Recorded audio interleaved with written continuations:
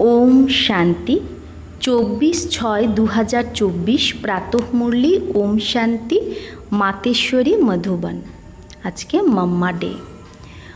आजकेर मुरलीर हेडलाइन पवित्रता रूपी गुण के धारण करे डायरेक्टरेर डायरेक्शने चलते थाको, ताहले देवताई राजधानीते चले आसबे। पवित्रता रूपी गुण के धारण करे डायरेक्टरेर डायरेक्शने चलते थाको, ताहले देवतार राजधानीते चले आसबे।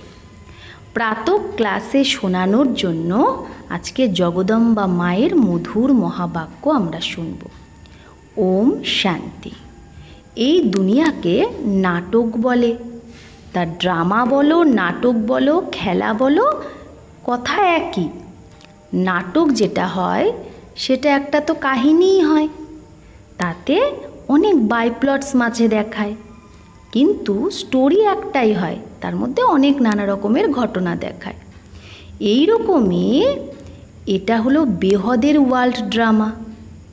একে নাটকও বলা যায়, যাতে আমরা হলাম সবাই অ্যাক্টর।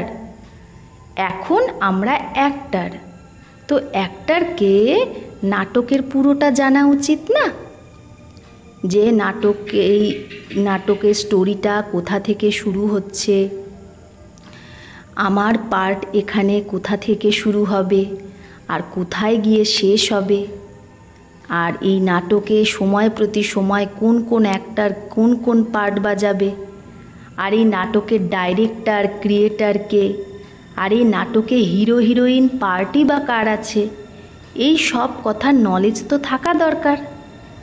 খালি নাটক বললে তো কোনো কাজ চলবে না। না, নাটক যদি হয় তো নাটকে আমরা অ্যাক্টরও। যদি কোনো ড্রামার অ্যাক্টর বলে, তাকে যদি জিজ্ঞেস করা হয় যে বলো এই ড্রামাটার স্টোরিটা কি, এটা কোথা থেকে শুরু হলো, কোথায় শেষ হলো, আর সে যদি বলে আমি জানি না, তো তাকে কি বলবে? বলবে এটাও জানে না আর বলছে আমি অ্যাক্টর। তো অ্যাক্টরকে তো সব কথা জানতে হবে, পুরো স্টোরি জানতে হবে নাটকে। নাটক শুরু যখন হচ্ছে তো অন্ত অবশ্যই হবে, এরকম না যে শুরু হয়েছে তো সেটা চলতেই থাকবে। তো এই সব জিনিসকে বুঝতে হবে। এই বেহদের নাটকের যে রচয়িতা, সে জানে যে কিভাবে এই নাটকে শুরু হয়েছিল, এতে মুখ্য অ্যাক্টর কারা, আর সব অ্যাক্টরের মধ্যে হিরো আর হিরোইনের পার্ট কাদের, এগুলো সব কথা বাবা বোঝাচ্ছে। এই সব নলেজ যেটা রোজ ক্লাসে আসে আর তোমরা শোনো, তারাই বুঝতে পারবে। এই নলেজ কারা বুঝতে পারবে? যারা রোজ ক্লাসে আসে আর শোনে, তারাই জানে এর প্রথম ডাইরেক্টর আর ক্রিয়েটারকে। ক্রিয়েটার বলবে সুপ্রিম সোল, পরম পিতা পরমাত্মাকে, কিন্তু সেও তো অ্যাক্টর। তার অ্যাক্টিং কি? ডাইরেক্টর বনার, মানে সে কোন অ্যাক্টিং করছে? ডাইরেক্টরের অ্যাক্টিং। সে একবারই এসে অ্যাক্টর হয়, এখন ডাইরেক্টর হয়ে অ্যাক্ট করছে। সে বলে এই নাটকের শুরুতে করতা হুঁ कैसे, তো সেই ডাইরেক্টর এসে কি বলছে? এই নাটক আমি শুরু করছি কি করে? যেটা পিউরিফাইড সত্যযুগী দুনিয়া, যাকে নতুন দুনিয়া বলে, সেই নিউ ওয়ার্ল্ড আমি ক্রিয়েট করছি। এখন তোমরা যারা পবিত্রতাকে ধারণ করে ডাইরেক্টরের ডাইরেকশানে চলছো, তারা সব সেই অ্যাক্টররাই এখন পিউরিফাইড হচ্ছ। আবার এই অ্যাক্টরদের দ্বারাই অনেক জন্মের চক্র চলবে। এটা বাবাই বোঝায় যে এখন पवित्र हुए मनुष्य दूसरे जन्म में देवताई किंगडम में जाएंगे। যারা এখন পবিত্র হচ্ছে যে মানুষরা, তারাই পরের জন্মে দেবতার রাজধানীতে যাবে। সেই কিংডম 2 যুগ সূর্যবংশী চন্দ্রবংশী রূপে চলে, আর সেই সূর্যবংশী চন্দ্রবংশী অ্যাক্টরের পার্ট যখন পুরো হয়ে যায়, তখন আবার অল্প নিচে নেমে আসে, অর্থাৎ বাম মার্গে চলে আসে। আবার অন্য ধর্মের টান তখন চলে আসে। কি ইব্রাহিম, বুদ্ধ, তারপরে খ্রিস্টান, এই সব ধর্মস্থাপকরা নাম্বারবার এসে নিজের নিজের ধর্ম স্থাপন করে। তো দেখো নাটকের স্টোরি কোথা থেকে শুরু হলো আর কোথায় গিয়ে শেষ হলো। তার মাঝখানে এই নানা রকমের বাইপ্লটস কিভাবে চলে, এই সব বৃত্তান্ত বাবাই বসে বোঝায়। এখন এই নাটক পুরা হচ্ছে। ওই নাটক তো 2-3 ঘন্টাতেই পুরো হয়ে যায়, আর এই নাটক পুরো হতে 5000 বছর লাগে। বাকি এখন এই নাটকের আর অল্প সময় আছে, ব্যাস এখন তারই তৈরি হচ্ছে, এই নাটকের শেষেরই তৈয়ারি হচ্ছে। এখন এই নাটক পুরো হয়ে আবার রিপিট হবে। তো এই সারা বৃত্তান্ত বুদ্ধিতে থাকা উচিত, একেই বলে জ্ঞান। এখন দেখো বাবা এসে নতুন ভারত, নতুন দুনিয়া বানাচ্ছে। ভারত যখন নতুন ছিল তো এত বড় দুনিয়া ছিল না। আজ পুরানো ভারত, তো দুনিয়াও পুরানো হয়ে গেছে। বাবা এসে ভারত, যেটা নাকি অবিনাশী খণ্ড, প্রাচীন আমাদের দেশ, এখন দেশ বলছে, কারণ অন্য দেশেও এটা এক টুকরা হয়ে গেছে। কিন্তু বাস্তবে কি হয়েছে, ভারতের টুকরো টুকরো বিভিন্ন দেশে চলে গেছে, তাই এখন আমাদের বলতে হচ্ছে এটা আমাদের দেশ, এটা ওদের দেশ, এরকম। কিন্তু বাস্তবে তো সারা ওয়ার্ল্ড, সারা পৃথিবীর ওপর এক ভারতেরই রাজ্য ছিল, যাকে বলা হতো প্রাচীন রাজ্য, প্রাচীন ভারত। সেই সময়ের ভারতেরই গায়ন আছে, সোনে কি চিড়িয়া। সারা পৃথিবীর ওপর কেবল ভারতেরই কন্ট্রোল ছিল, এক রাজ্য ছিল, এক ধর্ম ছিল। সেই টাইম যখন ছিল তখন পুরো সুখ ছিল। এখন কোথায় সেই সুখ? তাই বাবা বলে এই পুরানো দুনিয়ার ডিস্ট্রাকশন করে আবার এক রাজ্য, এক ধর্ম আর প্রাচীন সেই নতুন ভারত, নতুন দুনিয়া আমি বানাই। বুঝেছ? সেই দুনিয়ায় কোনো দুঃখ নেই, কোনো রোগ নেই, কখনো কারো অকাল মৃত্যু হয় না। তো এই রকম জীবন পাওয়ার জন্য পুরুষার্থ করো।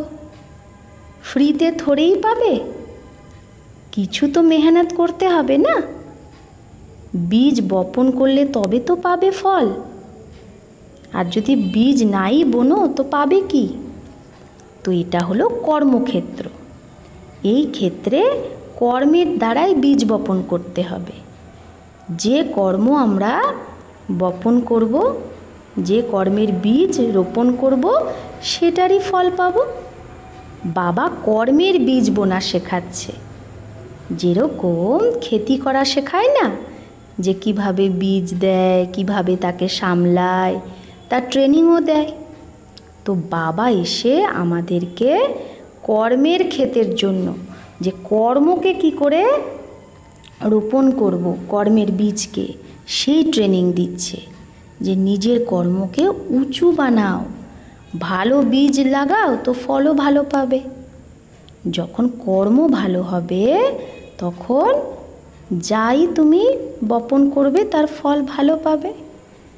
যদি কর্মরূপী বীজে শক্তি না থাকে, কর্ম বুড়ে বয়েঙ্গে। যদি কর্ম খারাপ তুমি করো, মানে কর্মরূপী বীজ তুমি যদি খারাপ রোপণ করো, তাহলে ফল কি পাবে?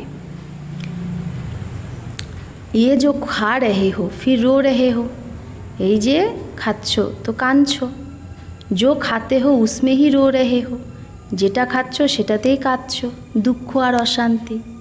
তো কিছু না কিছু রোগ আদি খিটখিট হতেই থাকে। সব কথা মানুষকে কি করে, দুঃখী করে না? তাই বাবা বলে এখন তোমাদের কর্মকে আমি উঁচা কোয়ালিটির বানাচ্ছি, উঁচু বানাচ্ছি, উঁচু কোয়ালিটির। যেরকম बीजও হয় সেরকম তার क्वालिटिও, जैसे बीज भी उसी क्वालिटी का होगा तो उस क्वालिटी को बोएंगे। বীজের কোয়ালিটি যেরকম হবে সেই কোয়ালিটিরই তো বীজ বপন করলে তার ফল ভালো বেরোবে। যদি বীজ ভালো কোয়ালিটির না হয় তাহলে ভালো কোয়ালিটির ফলও পাবে না। তো আমাদের কর্মেরও ভালো কোয়ালিটি চাই না? তো এখন বাবা আমাদের কর্মরূপী বীজকে ভালো কোয়ালিটির বানাচ্ছে। তো সেই শ্রেষ্ঠ কোয়ালিটির বীজ যদি বপন করো তো শ্রেষ্ঠ ফল পাবে। তো নিজের কর্মের যে সিড মানে বীজ সেটা ভালো বানাও আর ভালো বুনতে শেখো। তো এই সব জিনিসকে বুঝে এখন নিজের পুরুষার্থ করো। আচ্ছা, এখন 2 মিনিট সাইলেন্স। সাইলেন্সের মানে আই অ্যাম সোল। ফার্স্টে সাইলেন্স, পরে টকিতে আসে। এখন বাবা বলে এবার চলো সাইলেন্স ওয়ার্ল্ড। তো সাইলেন্স, শান্তি হলো আমাদের স্বধর্ম। সেই সাইলেন্সে যাওয়ার জন্য বলে এই দেহের আর দেহ সহিত দেহের সম্বন্ধকে, যে তুমি এই দেহ আর দেহের সম্বন্ধের যত অ্যাটাচমেন্ট এগুলো ছাড়ো, তার থেকে ডিটাচ হয়ে যাও। Son of supreme soul. তো আমরা হলাম কি? সুপ্রিম সোলের সন্তান। সেই সুপ্রিম সোল এখন আমাদের বলছে এখন আমাকে স্মরণ করো আর আমার ধামে চলে এসো। তো এখন আশার ধ্যান রাখো যে আমাকে যেতে হবে পরম ধাম। এখন अभी आने का ख्याल नहीं करो।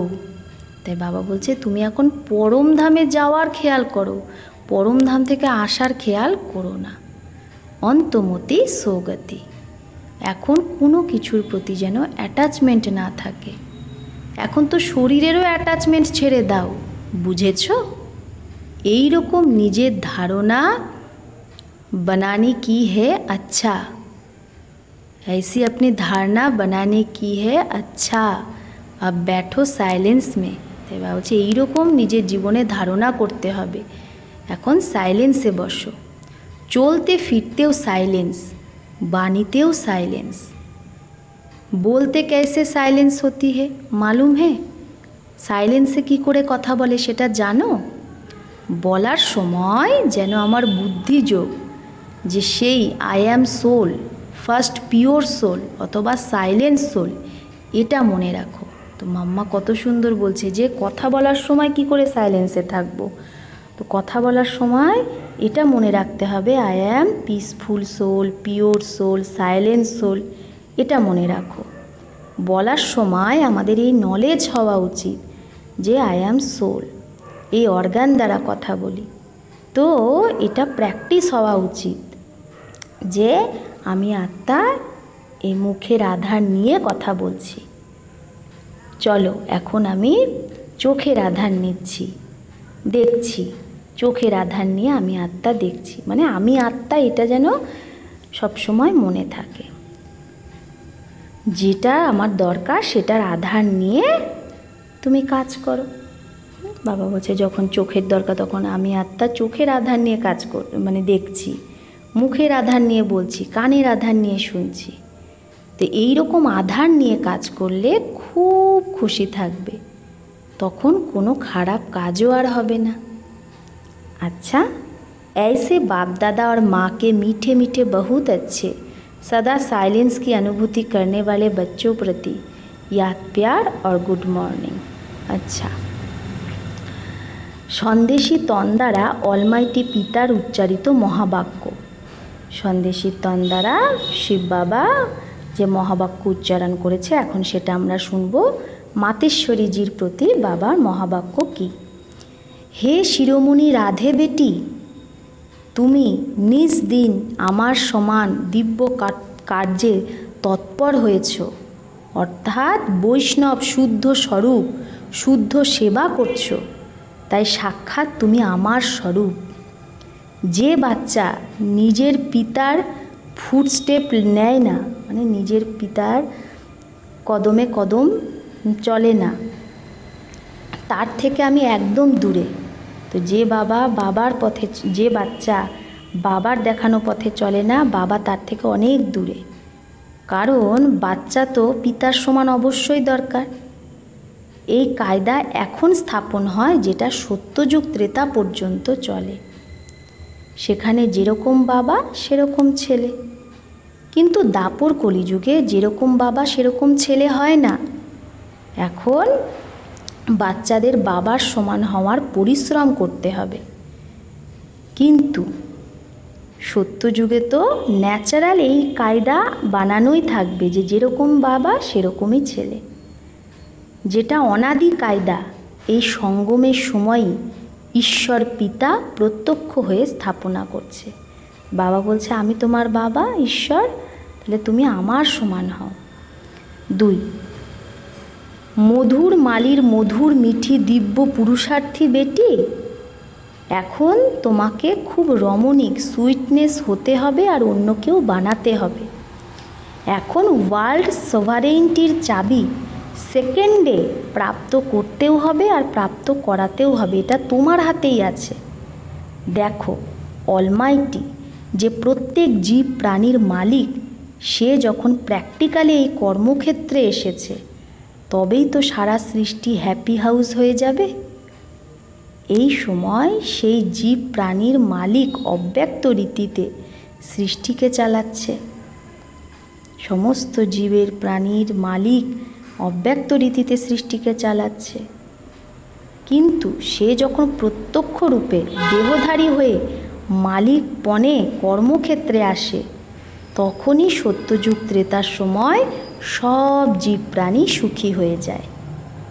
সেখানে সচ কি দরবার খুলি রহতি হে, সত্যের দরবার খোলা থাকে। যে ঈশ্বরীয় সুখ প্রাপ্ত করার জন্য সদা পুরুষার্থ করেছ, उन्हों को वहाँ सदा के लिए सुख प्राप्त हो जाता है। তাহলে ঈশ্বরীয় সুখ পাওয়ার জন্য যে এখানে পুরুষার্থ করবে সে ওখানে সত্যযুগে সদাকালের জন্য সুখ প্রাপ্ত করবে। এই সময় সব জীব প্রাণীদের সুখের দান তারা পায় না। সমস্ত জীব আত্মারা কি সুখ পায়? পুরুষার্থই প্রালব্ধ খেঁচতা হে, যার পুরুষার্থ যেরকম হবে সে সেরকম প্রালব্ধ পাবে। যার ঈশ্বরের সাথে যোগ আছে সে ঈশ্বরের দ্বারা সম্পূর্ণ সুখ পায়। 3, ওহো তুমি সেই শক্তি যে নিজের ঈশ্বরীয় শক্তির রং দেখিয়ে এই আসুরি দুনিয়ার বিনাশ করে দৈবী দুনিয়া স্থাপনা করছো। পরে সব শক্তিদের মহিমা বেরোবে। এখন সেই শক্তি আমি তোমার মধ্যে ভরছি।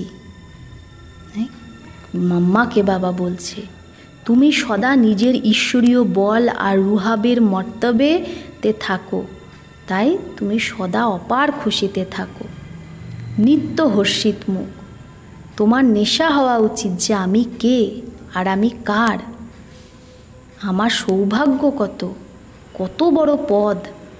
এখন তুমি প্রথমে নিজের স্বরাজ্য প্রাপ্ত করো, তারপরে সত্যযুগে যুবরাজ হবে। তো কত নেশা হওয়া উচিত। এই নিজের ভাগ্যকে দেখে খুশিতে থাকো, নিজের লাককে দেখো যে বাবার থেকে তুমি কত লটারি পাচ্ছ। ওহো কত শ্রেষ্ঠ তোমার ভাগ্য, যে ভাগ্যের দ্বারা তুমি বৈকুণ্ঠের লটারি পেয়ে যাও। বুঝেছ? লাকিয়েস্ট দৈবী ফুল বাচ্চি। বাবা কত সুন্দর সম্বোধন করছে। 4, এই সুন্দর সঙ্গমের সময়ে স্বয়ং নিরাকার পরমাত্মা সাকারে এসে এই ঈশ্বরীয় ফ্যাক্টরি খুলেছে, যেখান থেকে যে কোনো মানুষ নিজের বিনাশী খড়কুটো দিয়ে অবিনাশী জ্ঞানরত্ন নিতে পারে।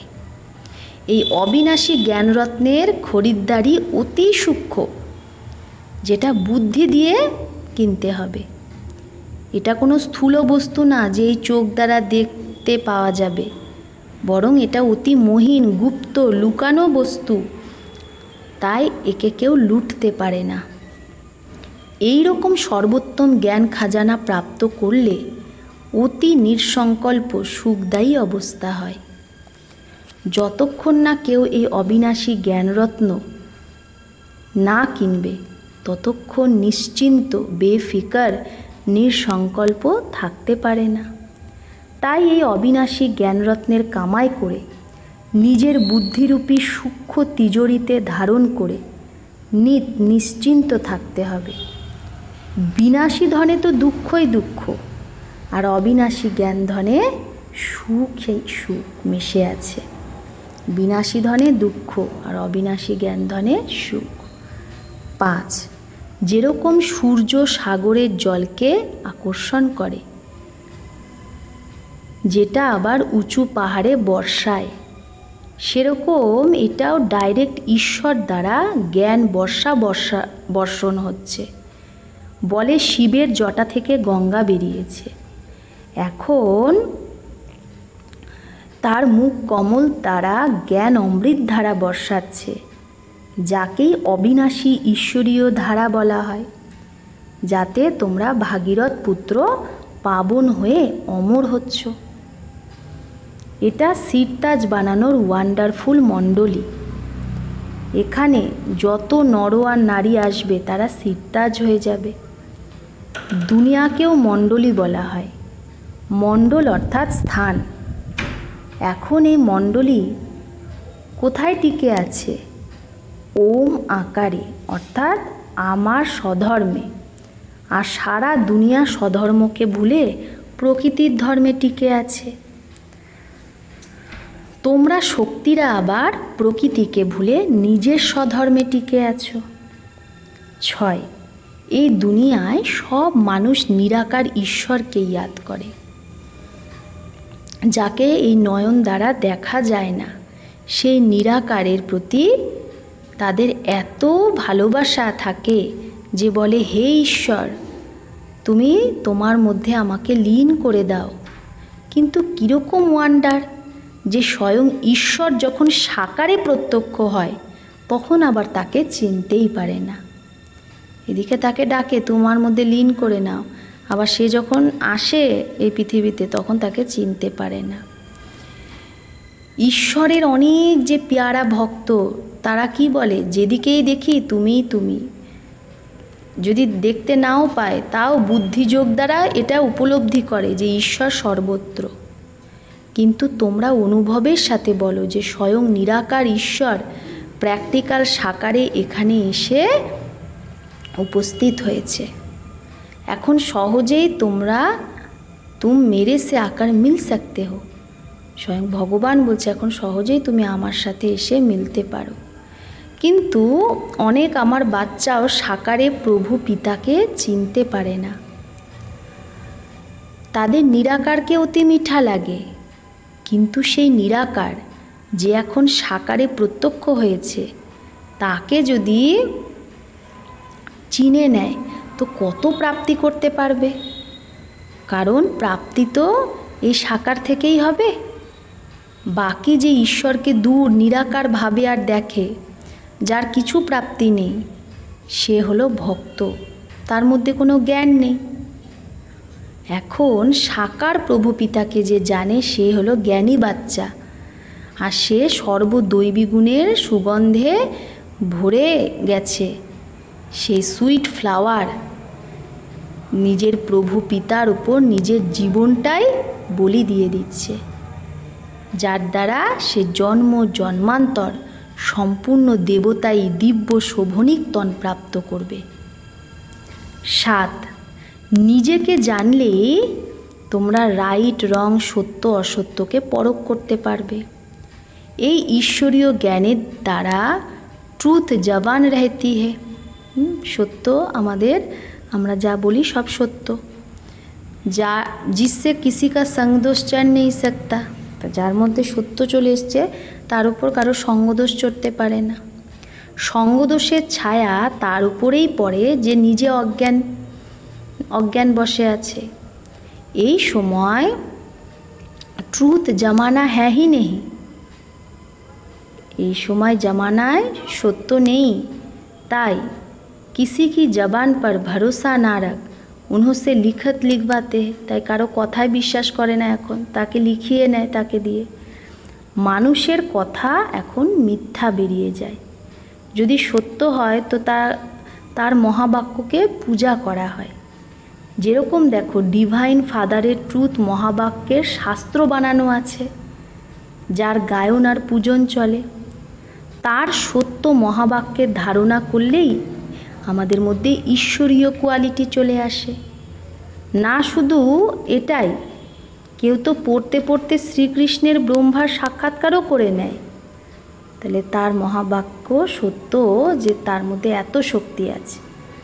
তো ওহো হোলি হৃদয় কমল, হোলি হস্ত কমল, হোলি নয়ন কমল বেটি রাধে, তোমার সারা কায়া পলট কমল ফুল সম কোমল কাঞ্চন হয়ে গেছে। কিন্তু প্রথমে যখন সোল কাঞ্চন হয় তখনই তো সারা তন কাঞ্চন পিওর হয়। যেই হোলি কমল তনেই অতি আকর্ষণ ভরা আছে।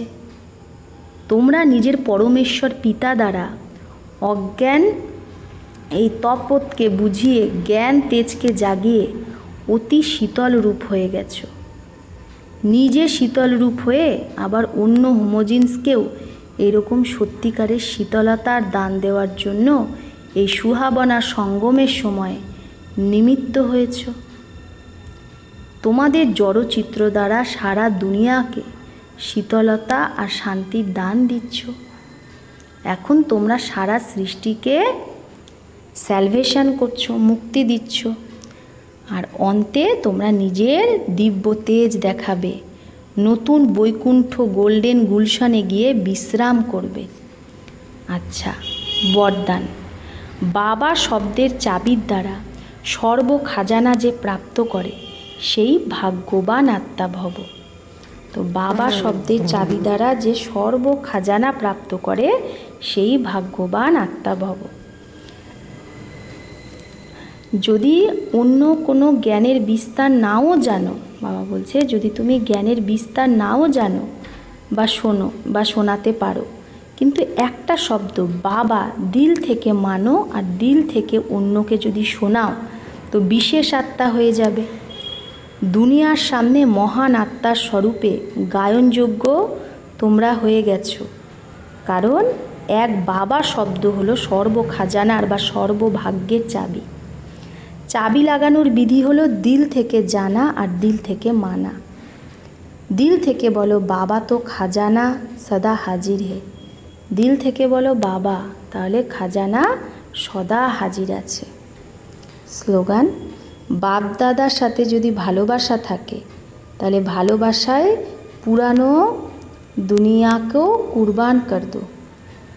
বাবার সাথে ভালোবাসা থাকলে সেই ভালোবাসায় তুমি পুরানো জাহানকে, পুরানো এই দুনিয়াকে কুরবান করে দাও।